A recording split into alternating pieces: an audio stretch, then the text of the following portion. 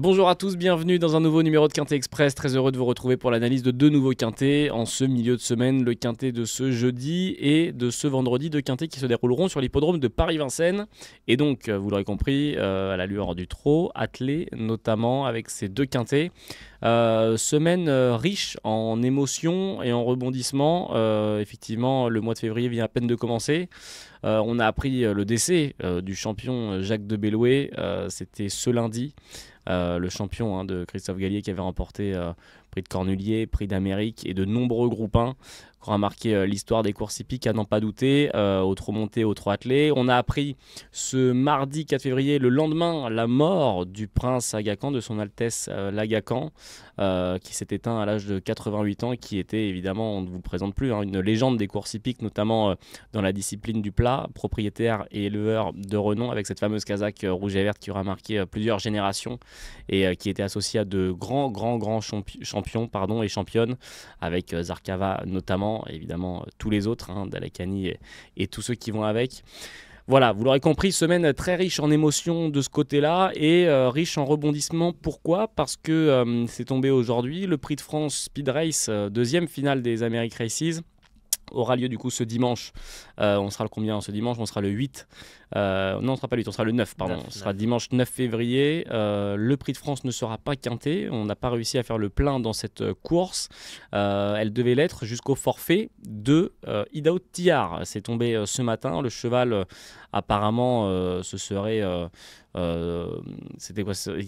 On a eu un petit souci au niveau de la jambe, non Didier ? Ouais, une entorse au jarret normalement. Voilà, une entorse qui a donc précipité le forfait d'Idaho Tillard. Donc le champion en titre dans le Prix d'Amérique Legend Race ne pourra pas essayer de garder son titre dans la revanche puisqu'il a été déclaré forfait. Et donc, de par le fait, la course ne sera pas quintée ce dimanche. Voilà, donc effectivement, semaine, on n'est que mercredi. Il s'est déjà passé beaucoup de choses. Donc voilà, on va quand même faire le papier des deux quintés qui nous intéressent, celui de jeudi et vendredi, mais au moins voilà, on a pu faire un petit récap de ce qui s'est passé en ce début de semaine. On pense évidemment à tout l'entourage, premièrement de Jacques de Belloué, ses entraîneurs, c'est ceux qui lui ont été associés en drive en tant que jockey, et évidemment ses éleveurs, ses propriétaires et ses entraîneurs, son entraîneur notamment, et du côté de son Altesse l'Aga Khan, on pense évidemment à toute sa famille et ses proches, vers qui vont nos pensées. Ceci étant dit, messieurs, je vais quand même vous présenter. Alors on a eu Dylan, du coup je vais commencer avec Dylan qui m'a aidé pour comprendre mieux la blessure d'Idaho Tillard. Comment ça va, Didi ? Vite qu'elle se termine cette semaine, Ah parce oui, que là, dans le monde hippique, voilà, avec la disparition de Jacques de Belloué, le décès de son Altesse Aga Khan, c'est pas facile. Et là, comme tu l'as dit, le forfait d'Idaho Tillard dans le Prix de France, vite qu'elle se termine. On avait hâte de terminer ce mois de janvier et on a hâte que cette première semaine de début février passe, parce qu'effectivement, il s'est passé beaucoup de choses en l'espace de 3 jours. Voilà, on va essayer de voir devant. Comment ça va, Adri ? Salut Elliot, salut à tous. Écoutez, en pleine forme malgré cette semaine noire. On espère que la fin de semaine sera bien meilleure avec des bonnes nouvelles. Mais effectivement, on est là quand même pour vous donner quelques tuyaux. On espère que de notre côté, ça sera positif. On va essayer en tout cas, en faisant le papier de ces deux nouveaux quintés. Pour commencer, pour passer sur une note un peu plus positive, Guillaume Covès a donné le quintet des ordres hier. Voilà, on était où hier ? On était à Vincennes, si je dis pas de bêtises.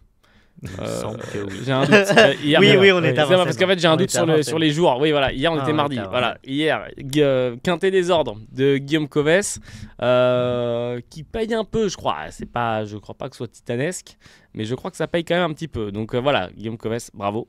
Il a répondu présent. Et donc, messieurs, maintenant un petit peu de pression. On le rappelle, Quintet Express, les gars vont vous donner un jeu simple, non, ça c'est par contre, on va vous donner leur base, leur outsider, leur rayure et ensuite leur ticket Quintet Plus.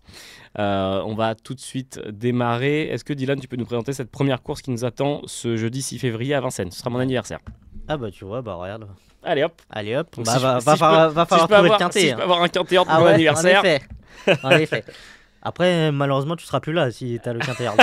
Mais au moins, je l'aurais bien arrosé. Non, ce sont des chevaux bien connus, des trotteurs bien connus, des chevaux de 7 à 10 ans. Ils seront 16. On a fait le plein lors de ce quintet plus.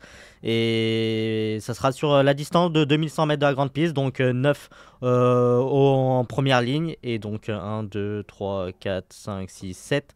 7, je ne sais plus compter. 7 en seconde ligne pour ce quintet plus. Un quintet très ouvert. Ça sera vraiment pas facile. Il y a également les chevaux étrangers. C'est une course européenne, donc vraiment très ouvert ce quintet plus. Eh bien écoutez, messieurs, tout de suite, on va entendre votre base, votre outsider, votre rayure. Je vais donner la main à Adrien. À qui faisons-nous confiance comme base dans cette course? À Kemar, le numéro 5 qui vient de s'imposer sur le parcours qui nous intéresse, 2100 mètres, ça va aller très vite. Donc sur la cendrée parisienne, il s'entend plutôt bien avec Gabriel Genormini, numéro 5 derrière l'autostart, ça semble plutôt bien pour s'élancer. 18/20 sur Equidia.fr. Et son driver nous confiait que c'est un chic cheval qui découvre un bel engagement. Je n'invente rien. Je prends une base, comme son nom l'indique, ça sera certainement l'un des favoris de cette épreuve. Ah bah après voilà, on demande une base, donc c'est le cheval à qui vous faites le plus confiance, pas forcément pour la gagne. Alors pour la gagne c'est mieux, mais pas forcément pour la gagne, mais en tout cas celui que vous ne voyez absolument pas sortir, soit des 3, soit des 5 premiers. Didiv, je crois que ta base, on se dirige un tout petit peu plus haut, c'est Happy Dubois, l'As avec Eric Raffin. Effectivement, là c'est Happy Dubois que je place pas en tête. Je vais le placer en 3e position, mais pour moi c'est une véritable base ce Happy Dubois. Lors de son avant-dernière sortie, il courait très très bien sur la distance proposée, sur le parcours proposé même. Et il était muni d'un bonnet fermé, il avait pris la tête et il s'était très bien défendu jusqu'au bout. Il était uniquement battu par Haute-Côte de Nuit qui s'est véritablement baladé hier. Haute-Côte de Nuit qui a été très, très impressionnante. Donc Happy Dubois sur cette ligne, je trouve qu'il a vraiment une belle chance. La dernière fois, il faut pas s'y fier. À Agen, il n'a pas eu le jour pour finir. Et puis il n'était pas muni de ce bonnet fermé. On va sûrement le remettre. Et puis c'est Eric Raffin au sulky, d'autant plus. On passe, messieurs, maintenant à vos outsiders. Et du côté d'Adrien, on se dirige vers numéro 3, Hercule Delot, qui sera ton outsider. Exactement, alors là, je tente un petit coup avec ce concurrent présenté par Alexandre de Jésus. Il vient de se classer 2e, oui, d'accord, mais c'était sur l'hippodrome de Nantes. Une distance complètement différente, mais je me dis que ça peut lui faire du bien de retrouver un classement aussi haut dans une course après plusieurs échecs notamment. Il retrouvera Paul Ploquin, il sera déféré des 4 pieds également. Je tente un coup, ça sera certainement pas un favori, pas un cheval en vue, mais il peut pourquoi pas pimenter les rapports du quintet bien placé derrière la voiture. Je tente le petit coup de poker. Didiv, du coup, toi ton outsider c'est bien le numéro 14, Inanvry, qui sera associé à Pierre Vercruis. Tout à fait. Inanvry qui a terminé 2e au mois de décembre derrière Kemar. Et d'ailleurs, il va s'élancer derrière lui en seconde ligne, mais derrière l'un des chevaux en vue, le favori d'Adrien. Kemar, c'est le plus rapide sur le parcours. La dernière fois, il nous a un petit peu laissé sur notre fin. Son entraîneur a déclaré qu'il n'y avait pas trop d'explications. Mais voilà, jugé sur la ligne du 4 décembre derrière Kemar, pour moi, il dispose d'une belle chance. À mon avis, il y aura plus de 10 €, donc ça va être... Voilà, une petite candidature intéressante. Vos rayures, messieurs, respectivement pour Dylan, le numéro 6, #Chaman, et le numéro 13 pour Adrien Bocadamo. Adrien, je vais commencer par toi. Pour quelle raison? Un cheval assez décevant ces derniers temps, qui n'a rien montré. En seconde ligne, ça s'annonce quand même pas très simple pour briller ce jeudi sur la cendrée parisienne. C'est pourquoi je l'écarte. Malgré un déferrage des 4 pieds, je pense que d'autres concurrents sont bien meilleurs à ce niveau de compétition. Une rayure, ce numéro 13. Numéro 6, côté Didiv. J'étais devant ma télé sur Equidia et Pierre Verva a déclaré que voilà, il n'était pas si confiant que ça avec #Chaman, même s'il a 2 parcours dans les jambes. Ces 2 parcours lui ont un petit peu déçu. Pierre Verva, il est un peu dans le doute concernant sa candidature. Il est déféré des 4 pieds, mais je pense qu'il aura encore besoin d'une vraie course.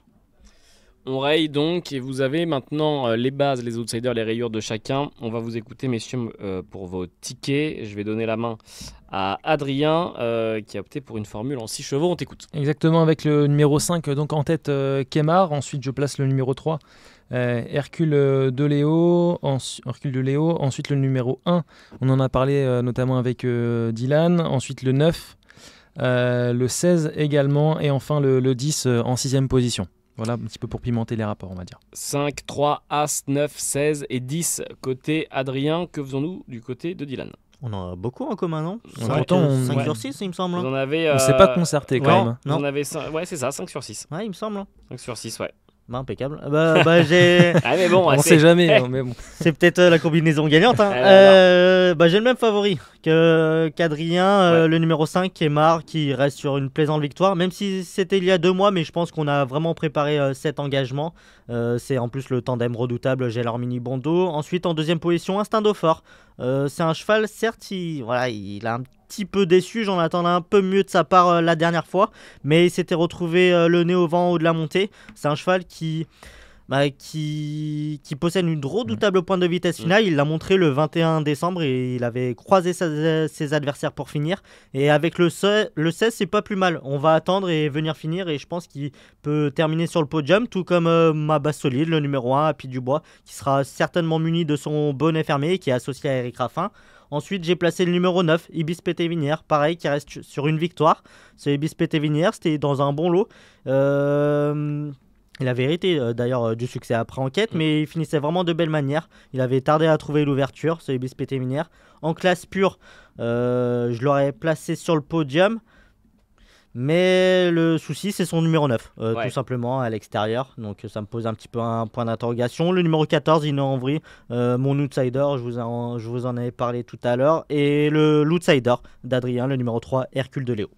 5, 16, As, 9, 14 et 3 pour le ticket combiné en 6 chevaux également de Dylan. On vient de parler du quintet de ce jeudi 6 février. On passe maintenant, messieurs et mesdames, au quintet de ce vendredi 7 février, toujours du côté de Vincennes, le prix Guy Lux et Léon Zitrone.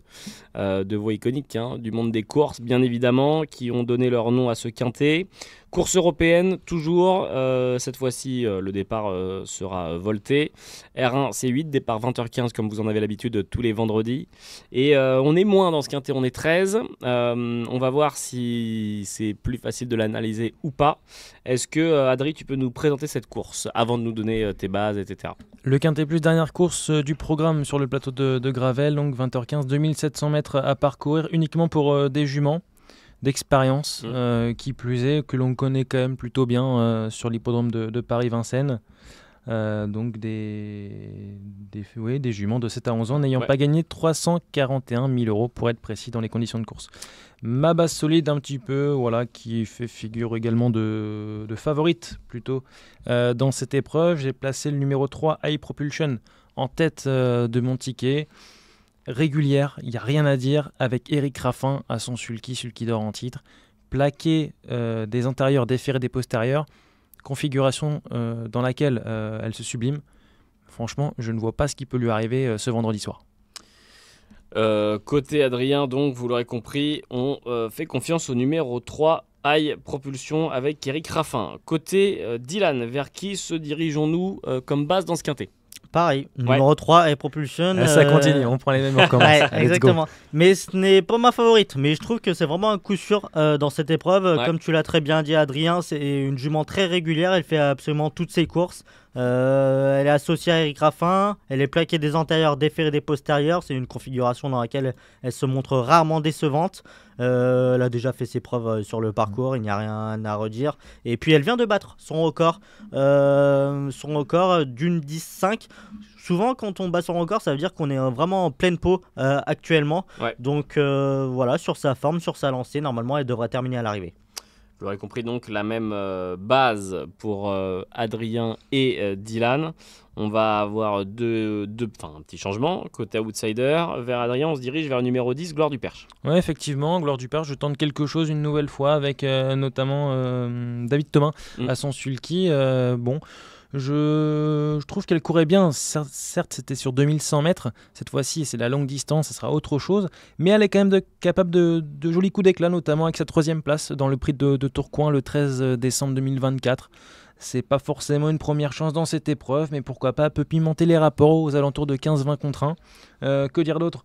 Elle sera en termes de ferrure, plaquée des antérieurs, déférée des postérieurs. C'est également une configuration dans laquelle qu'elle se présente dans de bonnes conditions, du haut de ses 9 ans, pourquoi pas faire l'arrivée.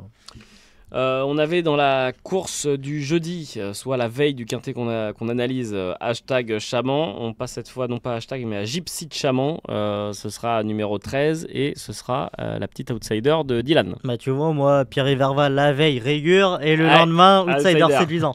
Gypsy de Chaman, c'est une jument que j'adore. Elle fait absolument toutes ses courses. Elle possède vraiment une redoutable pointe de vitesse finale. Lorsqu'elle est préservée, elle peut faire très très mal. Et Pierre Verval a déclaré sur Paris Turf que ce sera peut-être sa dernière course de sa carrière. Elle dispose d'un superbe engagement au plafond des gains, donc elle peut finir sa carrière en beauté. Elle est à peine 10 000 euros du plafond des gains, même un peu moins si je ne vous dis pas de bêtises. Elle aura le numéro 13, donc Gypsy de Chaman. Messieurs, vos rayures, je vais laisser la main à Dylan. On raye une jument qui va courir rapprochée. Great Tigress, numéro 6. Rapproché et seulement plaqué des antérieurs, voilà, ça me pose voilà, un petit peu des doutes concernant sa candidature.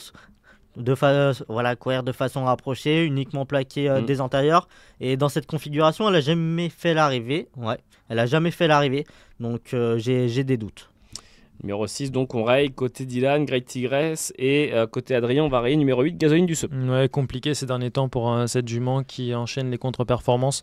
Difficile de lui voir une éclaircie en ces temps maussades, notamment sur l'hippodrome de Vincennes. Ça me paraît compliqué, même si Adrien Lamy se met à son sulky, je crois que malheureusement, il faudra la revoir peut-être pour une autre fois en tout cas. Messieurs, l'ordre des tickets, je crois que vous n'allez qu'avoir. Alors l'ordre va changer, mais je crois que vous n'avez qu'un seul cheval de différence. Une nouvelle fois. Alors après, vous me direz, vous faites un quintet en 6 chevaux. Ils sont 13 dans le quintet, donc effectivement, il y a quand même plus de chances d'avoir beaucoup de chevaux en commun. Mais en tout cas, l'ordre est différent. Je vais donner la main à Dylan. On t'écoute, Didiv. Comme tout à l'heure, vous avez opté tous les deux, messieurs, pour un quintet combiné en 6 chevaux. Dylan, que faisons-nous ? Ma favorite, c'est le numéro 11, Icon Madrid. La dernière fois, dans la course de référence, le prix Allen Johnson, je trouve qu'elle allait très librement dans le dernier tournant, mais elle a pris la roue d'un concurrent et a répondu par une faute. Je trouve qu'elle avait énormément de ressources et elle aurait pu l'emporter. À mon avis, elle peut remettre les pendules à l'heure et une nouvelle fois drivée par Jean-Michel Bazir. Ensuite, en deuxième position, j'ai placé le numéro 5, Haitian Fight Song, qui sera déféré des 4 pieds. Cette fois-ci, ce n'était pas le cas la dernière fois. Et la dernière fois, c'était déjà très bien. Elle finissait de plaisante manière en retrait. L'avant-dernière fois, elle gagnait déféré des 4 pieds, associé à Benjamin Rochard. Je trouve que c'est vraiment une première chance. Le numéro 3, High Propulsion, c'est notre base solide à tous les deux. Elle fait toutes ses courses, normalement, elle devrait répondre présent. Le numéro 13, Gypsy de Chaman, qui peut terminer sa carrière de la plus belle des manières. Le 2, Infernal Duel, qui est un petit peu déçu ses preneurs à Cannes-sur-Mer, mais elle avait évolué longtemps le nez au vent, donc je la rachète. Et pour finir, le numéro 9, Beating Pacer, la pensionnaire de Björn Goop, qui a fini deuxième pour ses débuts à Vincennes dans le prix Ellen Johnson. Elle devançait notamment High Propulsion, Illusion J-Pad qu'elle retrouve. Mais j'ai un petit doute, on a un petit point d'interrogation concernant son aptitude à la longue distance. C'est la première fois qu'elle va aborder une aussi longue distance et la première fois sur la grande piste, notamment sur le parcours classique de Vincennes. Donc j'ai un petit doute là-dessus, mais si elle tient la distance, elle a une bonne chance. Est-ce que tu as évoqué, Didiv, Infernal Duel numéro 2. Ah ok, j'avais un doute parce qu'effectivement tu l'as mis 5e de ton ticket et j'étais pas sûr d'avoir entendu. Le ticket de Dylan donc combiné en 6 chevaux, 11, 5, 3, 13, 2 et 9. Adrien, même formule, quasiment les mêmes chevaux, que faisons-nous ? Eh bien, écoutez, on repart avec le numéro 3, High Propulsion, qu'on a présenté tout à l'heure, jument régulière qui devrait sans incident terminer dans les 3 premiers, et si ce n'est même gagné dans cette épreuve. Le 5, Haitian Faction, qui avait gagné lors de ce meeting d'hiver avec le numéro 5, Benjamin Rochard à son sulky, qui peut encore une fois très bien se comporter. Le numéro 12, Illusion J-Pad, on n'a pas forcément beaucoup parlé de cette candidature, qui reste sur une 4e place dans le prix Ellen Johansson. C'est la ligne, on peut dire, de cette course événement de ce vendredi, qui fait face à un bon engagement également ce numéro 12. Ensuite le numéro 10, Gloire du Père, je tente un petit coup avec cette jument qui se comporte aussi bien sur les parcours de vitesse que de tenue, donc on va tenter quelque chose. Le numéro 10, je l'ai évoqué, le numéro 11 également, Icon Madrid, qui a fait la faute en dernier lieu, comme tu l'avais mentionné Dylan, mais un rachat est fortement conseillé pour vendredi. Et enfin, c'est le seul emoji vert de la course. Hein. C'est vrai, il faut se méfier. Pour ceux qui font attention aux emojis, voilà. Avec l'effet Jean-Michel Bazir certainement également. On conclut le ticket avec le numéro 13, Gypsy de Chamant. Un parfait engagement au plafond des gains. C'est un bon point d'appui, je vais y arriver, pour ce quintet. Oui, voilà, je l'ai mis en 6ème position. C'est un petit regret, on va dire, mais bon, elle peut faire l'arrivée. Votre principale différence va se trouver au niveau, si je vous dis pas de bêtises, du 10 qu'a retenu Adrien, Gloire du Perche, tandis que Dylan lui a préféré numéro 9 en la personne de Betting Passer. Ça, c'est associé à Björn Goop, c'est les envies de Suède de Didiv, l'homme. Ça, c'est l'homme des terres nordiques. Voilà donc les 2 tickets quintés plus de Dylan et d'Adrien pour les quintets de jeudi et de vendredi. Voilà, comme on le disait, ce week-end, effectivement, semaine de course à Paris, week-end de course à Paris-Vincennes avec notamment le Prix de France. Le forfait d'Ida Ottillard, donc à noter. Faites-y bien attention quand vous allez préparer cette course. Et normalement, le Prix de France Speed Race ne devrait pas être support du quintet plus ce dimanche à Vincennes. Adrien, merci encore. Belle journée à toutes et à tous. Merci encore Didiv. Merci à toi Elliot, merci Adrien. Quant à moi les amis, on se retrouve dans la semaine, courant de cette semaine, pour parler évidemment des quintets de ce week-end et de ce Prix de France. Très bonne fin de semaine et à très vite. Ciao.